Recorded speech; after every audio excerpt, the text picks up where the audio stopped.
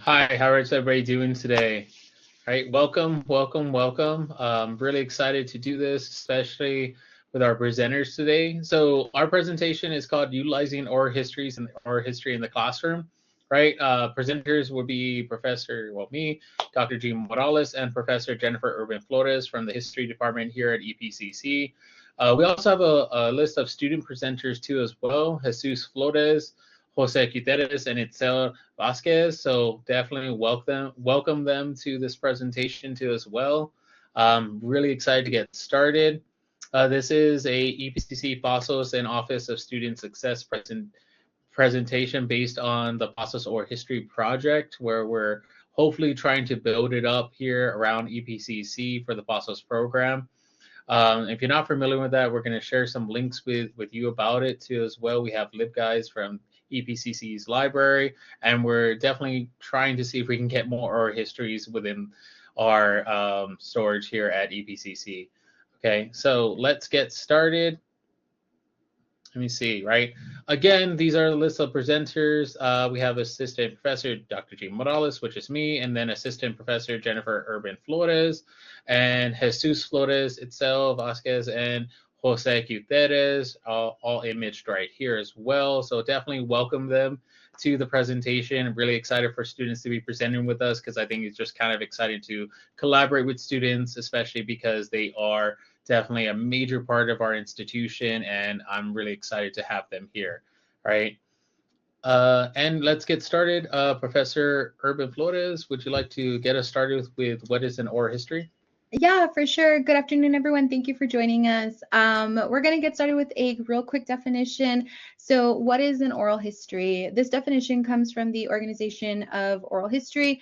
And so, an oral history is defined as a field of study and a method of gathering and preserving and interpreting the voices and memories of peoples, communities, and participants in past events. It is both the oldest type of historical inquiry predating the written word, and one of the most modern, excuse me, it's a very small screen, and one of the most modern inquiry predating the modern word, and one of the most with modern within it with tape recorders in the 1940s, now using digital technology. So this is, again, one of those things that is very old. I'm sure we all have memories of our families passing down stories or telling you old family lore or something that happened in your community.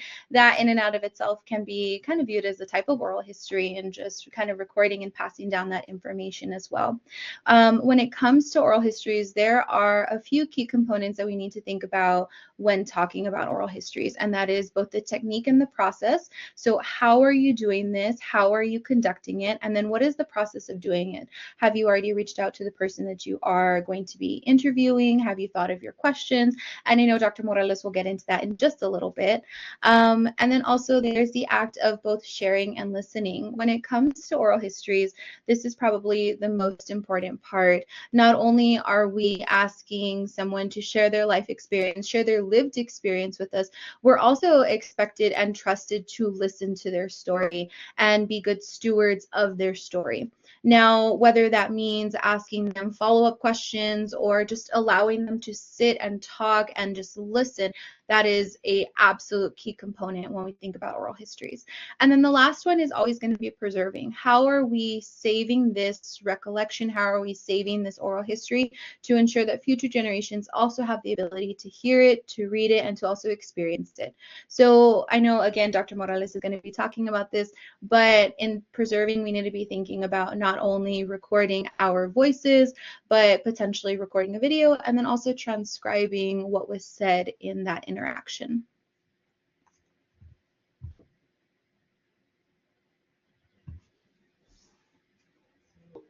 So when we think about oral histories, I think this is also a very interesting part of looking at oral histories because they can, like what Professor Urban Flores was saying, is that they can really come from anywhere, really, right?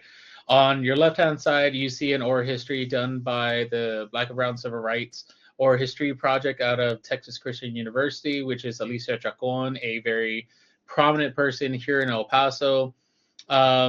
Here we have this like interview that which you can catch on the Texas Portal of Texas History too as well. But to the right of it, you also have one of my images from my classrooms, basically. And using oral histories and training students how to conduct them in class is pretty unique too as well. Because a lot of these stories do come from personal experiences. Training students how to conduct an oral history is somewhat different though too, especially for history classes that don't necessarily have the time or definitely use content to cover some of these subjects. But when we think about oral histories, I think it's one of these most important parts of a shared history that we can all gather as a part of US history too as well. And then even to the right of it, right? I'm sorry, my handwriting's terrible on this board right here. But one of the things that you see on the bottom right hand corner is always follow up. And one of the questions that I always ask my students to do is literally, have you followed up, right? Do you follow up with these questions, right? Do you have siblings? Okay, well, what are their names, right? What are your parents' names? And these are the questions right here on the board that even my students came up with. So oral histories can be a shared process, be it not only learning about a student's family, friends, or past or whatever, but also training them and teaching them how to conduct these is a very lucrative experience, especially sharing that back and forth. One of the things I always tell my students is that oral histories is a trust exercise because some of these individuals are trusting you with their life story. So make sure that you're paying attention, make sure that you're engaging with them, and make sure that you really are taking the time to take care of these histories too as well.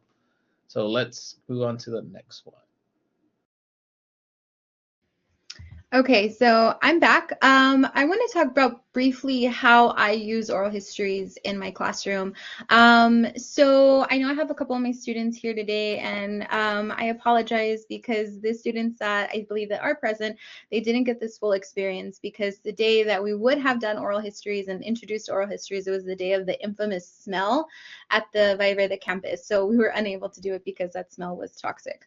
Anywho, so during the 7th week of the semester, and I wait usually until about almost midpoint within the semester because I want to have built up a rapport with my students. I want to make sure that by the 7th week they know that I am an instructor who wants to listen to them, wants to engage with them, and then also values their input and their experience as well. So right around the 7th week of my semester, I introduced them to the concept of oral histories. Very similar to what we just did right now. I introduce it and I explain what an oral history is, and we just talk about passing down stories and sharing stories and whether or not the students have done it before, or even if they've considered that them sharing them stories and hearing stories from their family members are in fact oral histories. So I always ask them this question, and this is a question that I think is so important when talking about anything that has to do with memory. And the big question is, are they reliable? Are these oral histories reliable? And more often than not, students will say, yes, they are reliable because it's someone's experience. And then on the other hand, students will say, well, no, they're not reliable because you can forget things. I believe that's like the biggest thing to remember about oral histories or any type of work that requires you to remember what happened. They are or can be faulty because memory is faulty because humans maybe forget or maybe exaggerate certain things. And so we always need to kind of take that into consideration. So whenever I introduce this to my students, I really encourage them to realize that sometimes our memory is going to fail us and maybe it'll be a little exaggerated or maybe it won't be like that. Maybe it'll be worse. So after I introduce oral histories and after I introduce it as a type of history and a type of conducting of history, we do a really quick experiment in oral histories. And so the way that I do this for my class is I pull up a list of questions, and kind of the way that I have like this yellow background in back of me, I sit in front of the screen and I just pull up a chair and I sit there and I have questions in back of me. And I tell my students, ask me anything. Now, the way that I do this is I give them the opportunity to pick and choose what questions they want to ask me. Most of these questions are going to be very general. They're going to be a little bit more about like me and my life. They're maybe going to be about my experiences as a student or even my experiences as an educator. But I always try to remind my students of whenever you do a specific oral history or whenever you listen to a specific oral history, it's usually based in a certain event or in a certain subject. And so for us in our class, because it is very impromptu, we just talk about life generally. I think this is a great opportunity and a great exercise for students to, one, not only get to know me after having seen me hopefully consistently 3 days a week for about 7 weeks, but not only do they get to know me, but they get to experience and practice a different type of history, a different medium of history. And I think that's really important. Now, for this particular exercise, afterwards, we move into listening to oral histories about the Great Depression. And we have a resource page that we're going to share with everyone. And so I'm going to go ahead and kind of spoil this right now. But in there is one of the oral histories that I use. They're just a variety of stories from people who experienced the Great Depression. And they talk about their life, whether it was losing a job or buying a suit for someone who maybe was out of work and needed employment and they needed to look good, so they needed to purchase a suit for someone. There's also an oral history in there from Cesar Chavez. I know Cesar Chavez Day is coming up, and he talks about him and his family's experiences as farm workers during the Depression. Now, this is for my U.S. History 1302, but something that I also do for my Mexican American history, and that's a class that I'm actually going to be teaching again this coming fall. So if any students in here and you're interested in taking a class, Mexican American history, something that I do with those students, I don't quite label it an oral history, but I give them the opportunity and I really encourage them to talk to their family members. And this is done through a series of assignments. And the assignment first begins with a survey. So what are they passing down? What do they know from their family? Is there any food traditions or cultural traditions, religious traditions that they can inherit from their family, that they've heard from their family? So that's like step one. And then the second step, we move into doing very similar to like a family tree, except it might be an occupational tree, a language tree, or a location tree. And so what those mean are, if you have a family and maybe everyone speaks a different language, what language did your mother speak? What language did your father speak? Your grandmother, your great-grandmother, and so on. And so it really encourages students to talk to their families and listen to their families about what languages, what jobs, what occupations, and also what communities did they come from, and how can we start preserving this, and how can we start thinking about this history within the larger scale of history. So those are just kind of two ways that I use oral history in my classroom. But I'm going to go ahead and pass it back over to Dr. Morales because I know he has a lot more to kind of get into with oral histories. Oh, thank you, thank you, thank you. So for our class, for our History 1302 class, our final project is an oral history, right? And because I teach at MTP, which is Mission de Paso, right, we teach only 8-week classes. So our oral history projects really have to be really concise, right? So I put this up into 3 different parts throughout the course. And like I said, this is a trust exercise. I always tell my students, right, they're trusting you with this information, so you have to do the best you can to try to get that kind of information from them and to make sure you handle it with care. And one of the questions I always ask my students, because this is one of the questions I asked my mom one time, does your story matter in history, right? And like for my mom, she couldn't answer that. And I tell my students this, I was like, it's really sad because my mom's all like, I don't think my story matters. And I was like, no, mom, your story absolutely does matter. So putting those stories within US history absolutely matter, especially for students, especially for families that literally have access to these stories that are typically outside of the US narrative. It's essential to have them in there. So that's what we start off with in weeks 1 through 5, right? I asked them to find a person that they want to interview. Typically ask students to choose a person over the age of 30, right? The more familiar they are with the person, the better they can talk. with them and unpack the person's history. And I think that's really, really important. I typically associate the 30-year-old mark really with telling the students that if you're trying to interview your cousin that's like only 18 years old or 19 years old and they just graduated high school, that's really not going to be a really good oral history, because what we're doing is gaining information about the person's past. And although that person may have lived a very robust life, what was it? Asking a person that at least is 30 years old will allow you as an individual, as a student, to gain more from their life, right? Whether it's experiencing COVID in a different way, whether it's experiencing, what was it, going to school and having a job in a different way, whether it's experiencing moving across the country in a different way. And typically the 30-year-old threshold is just that, right? Students really pick people older than 30 years old, but I still tell them to pick somebody like that, right? And the more familiar you are with the person, the better the story is going to be, right? Do not pick a person that's really outside of your familiarity zone, right? It could be a friend, it could be possibly a coworker that you talk to, it could be a really good family member.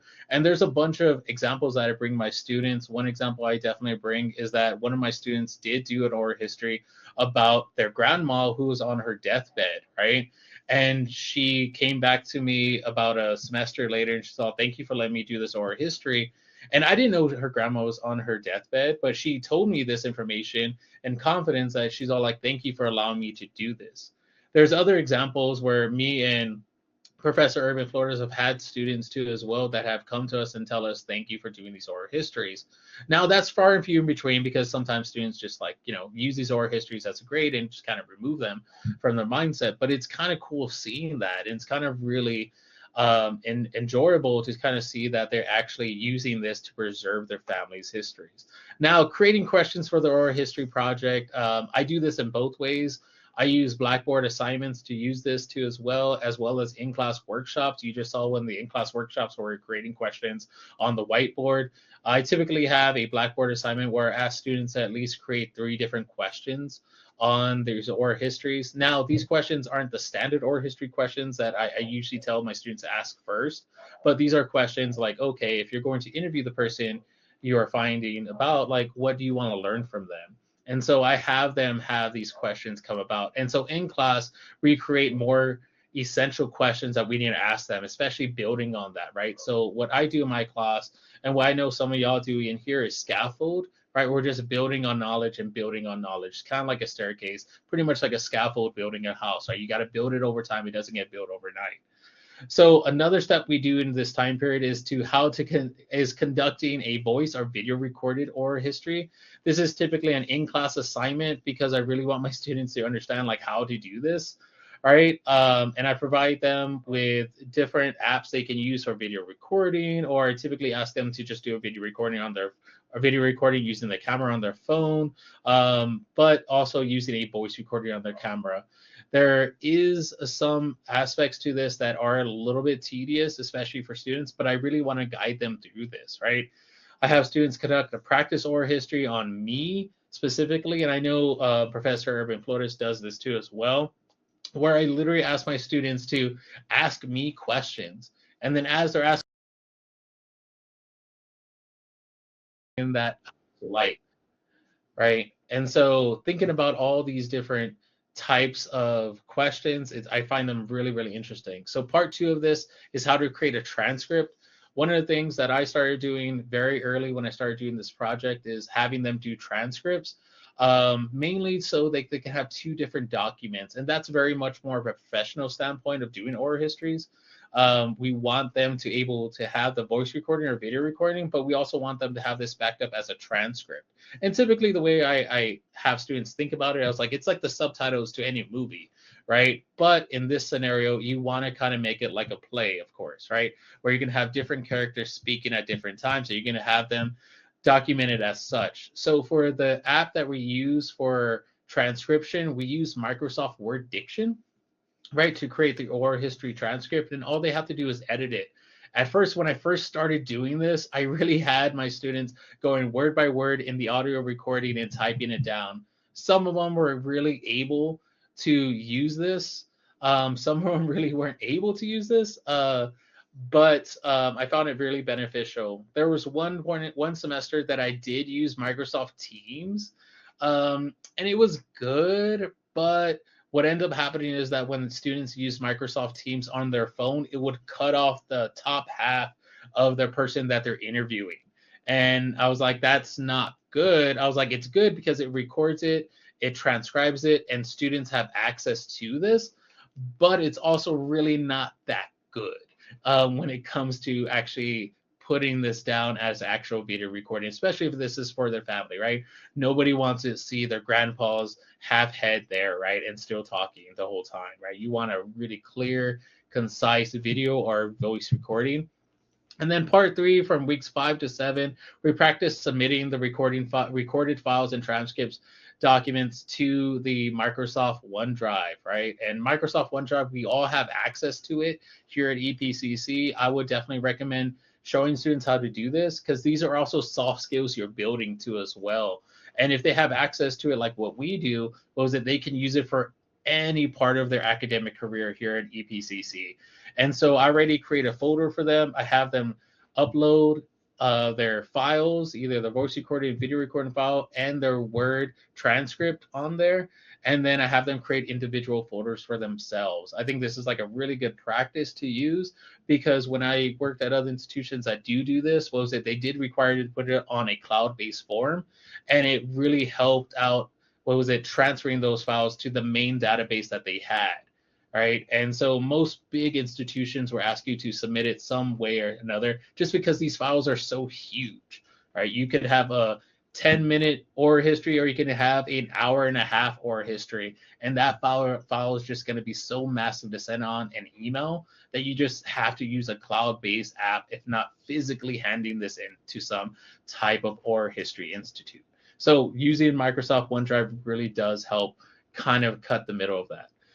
In addition to that, I do practice oral histories even before that, one, doing it with their classmates, but also doing a COVID-19 oral history assignment, where I have my students either record themselves answering these questions just to kind of get familiar with it, or recording another person on it and transcribing it too. And this one is a really interesting one. If you would like this, we're going to send our emails out, and I can send this directly to you, but it's a really interesting one, kind of going over their experience in COVID-19 and kind of going to see how COVID-19 affected the broader community of El Paso.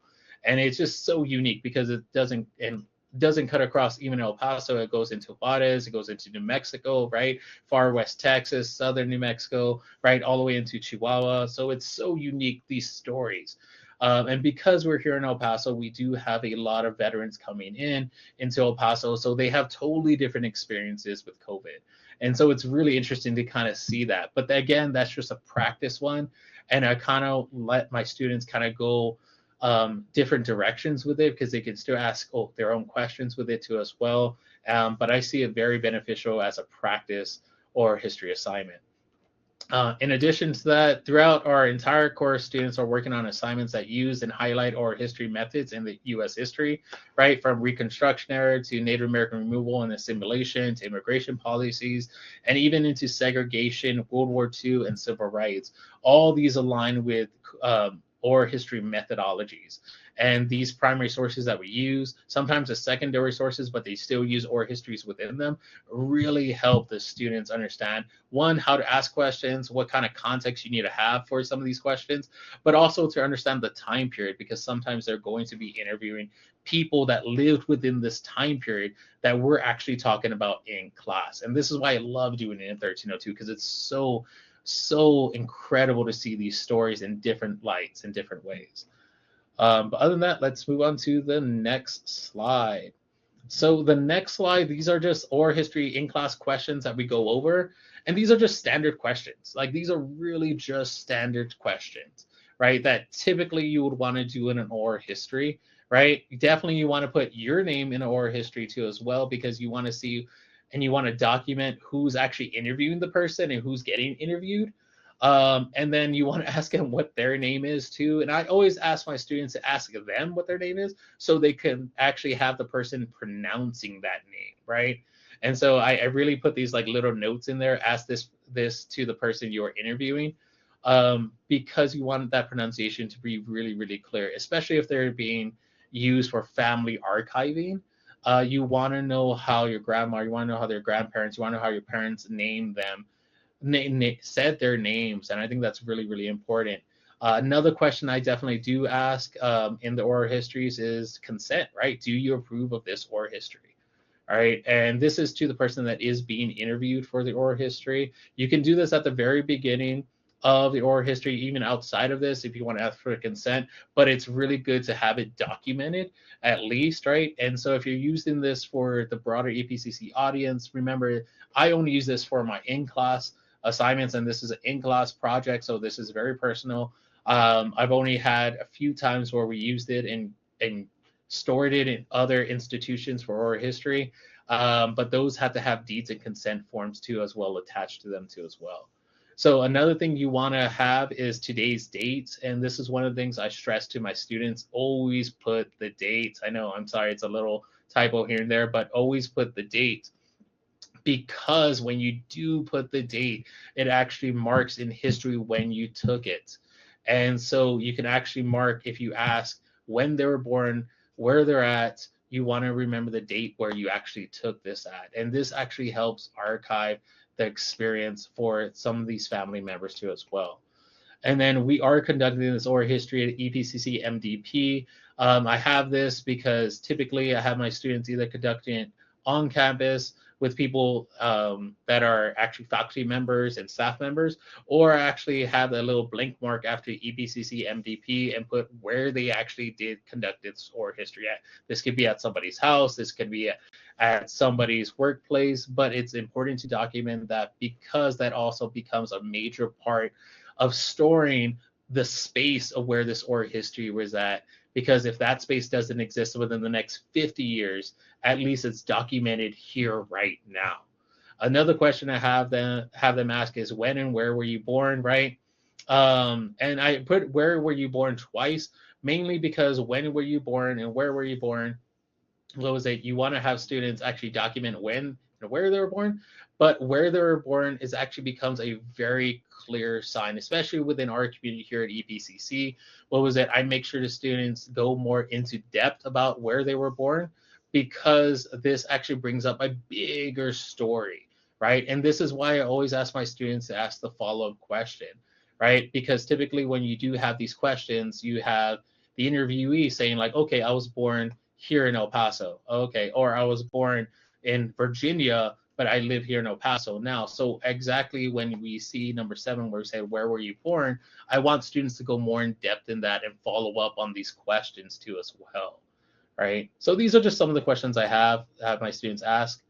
In addition to that, we're just going to go into our next part of this oral history presentation, and we're going to ask the students' experiences on this, right? And so I know we have some students in here too as well that were part of the presentation too. Would you like to respond to this? We can go one by one from first to last on the actual list right here. Let's go with Itzel first, or Jesus, or Jose, whichever one wants to go first. Itzel, let's go first. Yeah, I'll go first. Do I turn on my camera?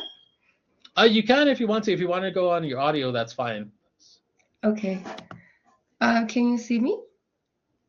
Yes. Okay, hi. What I thought about this, I think it was really interesting, honestly. I interviewed my grandpa, my dad, my mom's dad. I interviewed him because he's a baby boomer. He was born in 1955, so like 50 years after.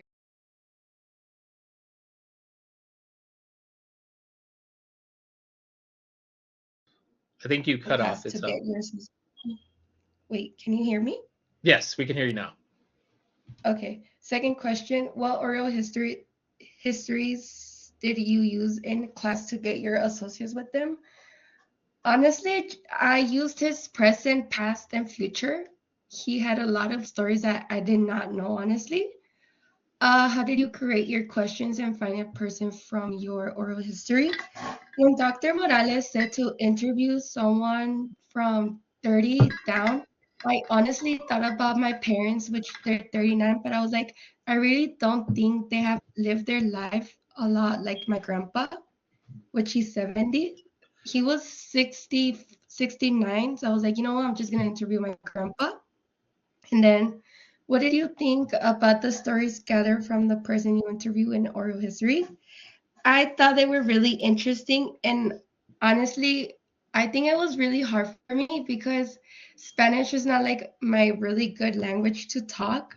So I had to like translate to him what the questions Dr. Morales had me to answer my grandpa and for me to answer. So I mean for me to question him. So like, grandpa, I'm gonna ask you in English and then I'm gonna translate to you. So he's like, okay, mija. Yeah, that's my experience. Thank you, absolutely. Thanks for it, though. Right? Did you learn anything new from your grandpa that you just didn't know about? Well, yeah, he told me that he went through a lot because he immigrated himself to the United States. Plus, when he came over here, he wanted to get his citizenship, but he couldn't. He got declined. Wow. Yeah. So hearing these oral histories, it just, how does that make you feel for your family to have this documented? I feel awesome, to be honest. I have it on my computer. I still have it, and honestly, I still thank you to this day for me like for me to like interview my grandpa, honestly, because now if I have kids in the future, I'll be like, hey, I interviewed my grandpa. Do you want to see it? So yeah, that's so cool. That's awesome. That's awesome. Absolutely. Thanks for sharing. Thanks for sharing. Jesus, would you like to go next? Yes, sir. Okay. So the person that I chose to interview for the oral history, I chose my dad.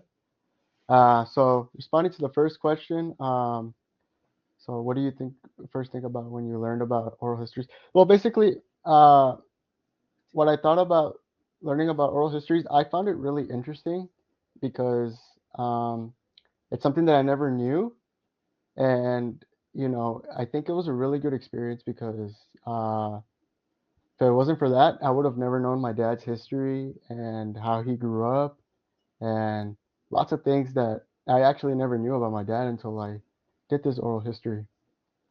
So to the second question, what oral histories did you use in class to get you associated with them? Well, basically, all I did was uh, as soon as I interviewed my dad, I started asking him questions like where was he born, uh, how did he grow up, uh, did he go to school, like everything like that. And yeah, I asked him all that, and there was a lot of things that I never knew about my dad, and one of them was, here, fun fact, he actually was not born in a hospital.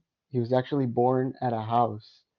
My grandma never made it to the hospital to give him birth, so he was born at his house at the time. So that was really interesting. I never even knew. And okay, so responding to the third question, how did you create your questions and find a person for your oral history?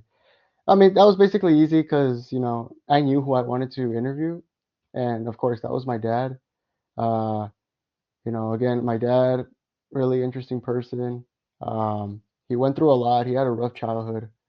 Um, and as you've seen the oral history video, yeah, it was really rough, and I really appreciated him having this time to share the things to me. So, yeah.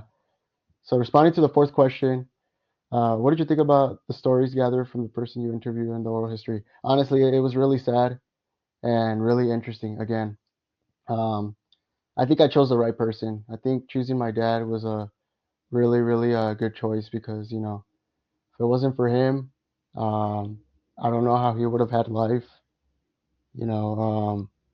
And yeah, he did a great job raising me and my brother and, creating a home.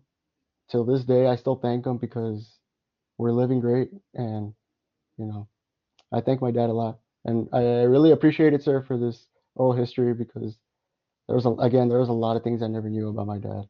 So thank you, sir. Oh, thank you. Thank you. Yeah, no, your oral histories are amazing. And so, What other interesting things did you find out about your dad? Like, did you find out where he grew up at and stuff like that, or just in general? Yeah, in general, I mean, again, he grew up in central El Paso, so that's where I was born too, but I was raised in the far east of El Paso. And yeah, I mean, my dad never went to college. He went to trade school.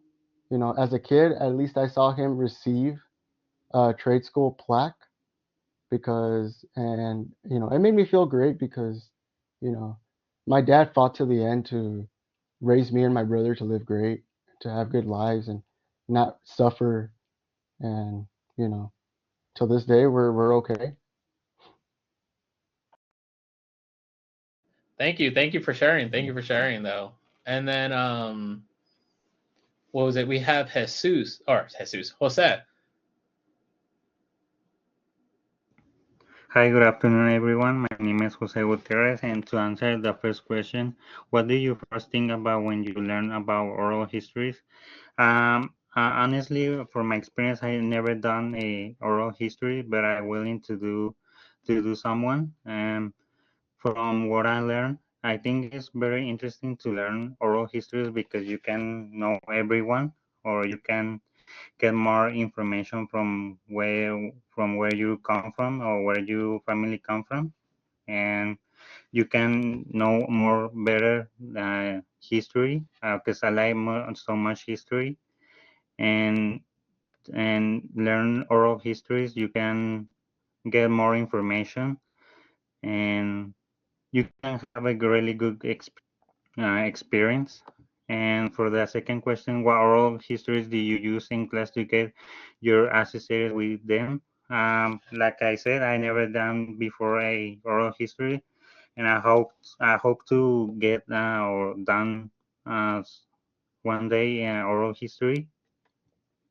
How do you create your questions and find a person for your oral history? Um, I can use an example from my grandfather. He is an immigrant. He came from Ciudad de Mexico here to the United States to get a better life, to get more opportunities. And what do you think about the stories gathered from person you interview and the oral histories? Like I said, from my grandfather, I think I can use him as a good example of oral histories because he know a lot of bit of history he came from. And yeah, I'm so sorry about that. I didn't done a oral history, but I hope to get a little bit more um, in the future. Oh yeah, no, absolutely. Thanks, Jose, and I really appreciate that. Definitely, when we start thinking about our histories, I think people like your grandfather and everybody's family here, I think brings like some really interesting parts of history really together, especially within the Borderlands region, which is one of the primary purposes of EPCC, right? We're here to actually help out and help students like gain access to this kind of knowledge that we have here, right? So moving forward with that too as well, because thank you students for actually participating. I think it's like really good, right? Everybody can give them applause, right? Either on the chat or wherever, right? They did really good. Thank you. Right. But so some of these things that we actually do have right here are oral history resources too as well. We have plenty of resources here at the college, but we also have a lot of resources around in the community too as well. One of the or history resources that we have here is EPCC Pasos or History Project, which you can find a LibGuide for at EPCC. In addition to that, we have the Institute of Oral History at the University of Texas at El Paso, right, which is also one of the biggest contributors of oral histories in this region. I definitely recommend you go checking out their databases and looking and searching for oral histories for your classes, or if students you want to look for oral histories about your community, definitely these are places to reach out for. Another one is actually TOHA, which is the Texas Oral History Association. They have Sound Historian as their actual journal itself, but they're based out of Baylor, which actually has a very huge oral history collection too as well for Central Texas. Other resources that you can actually get a lot of information from is the Oral History Association, the OHA, right, which is the major organization in charge of oral history oral histories and resources across the country. I recommend you go and look up for resources there. They're really, really, really, really good. In addition to that, what we're also seeing is that the Civil Rights Black and Brown Oral History Project at Texas Christian University is actually a big contributor to oral histories too around this region. Alicia Chacon actually got interviewed by them, so I'd recommend you go and check them out too as well. So in addition to that, if you're interested in conducting oral history, please, please, please, please reach out to us, right? Like we want your input. We want to get to actually you and these stories too as well, because these stories are very important to us, and these stories are very important for our community to actually hold on to, right? This past weekend we actually went over a sign-in sheet to try to collect more oral histories for our community too as well, from previous members here that worked at EPCC to actually members that worked here at EPCC for the past couple of decades to actually lowrider enthusiasts, which is actually really interesting. I'm really excited about that. But we want to hear your stories. We want to start sharing these things too as well. We're definitely trying to partner with a lot of different institutions across the community too as well, because we still want to keep these oral histories within our community too. So we want to see if we can develop that even further too as well. But for those of you that actually have any more questions, we're going to move on to the next one, though, which are just questions, right, for everybody, right? So if you have any questions, please speak out, or if you have any questions, please put them in the chat. Other than that, thank you for actually helping us have this presentation here. We wouldn't do it without you. Your participation does count, and we're just willing to grow this program even more here for the Pasos program too as well. Right? So if anybody has any questions right now, please ask them. Are there any archiving papers from the 50th anniversary? Are they archiving papers from the 50th anniversary? I do not know. We're starting to, apparently in the chat, where was it? I think Vanessa asked Dr. Exmarker. Yeah, so apparently, Dr. Exmarker, if you want to, enlighten us on what's happening, that would help us out too. You can open your microphone just in case. Sure. So I work part-time for the library at EPCC, and the library is actually completely changing over library systems this summer to go into effect in the fall. I don't think it's going to be completely full featured by August, because apparently our current vendor is dragging their heels a little bit. But the new library system we have, so it'll completely change the search interface, the architecture of the on the back side of the house in the library. But it is going to give us, I think we're going to have the same system that UTEP uses to house their digital collections, their oral history collections, we will have. So the goal is to start a digital archive of stuff related to the 50th anniversary materials collected to celebrate EPCC's 50th anniversary in 2019. I got put on the digital collection team, so hopefully I will have more to report to the history department in August about that process, because that's part of what I'll be doing over the summer in the library.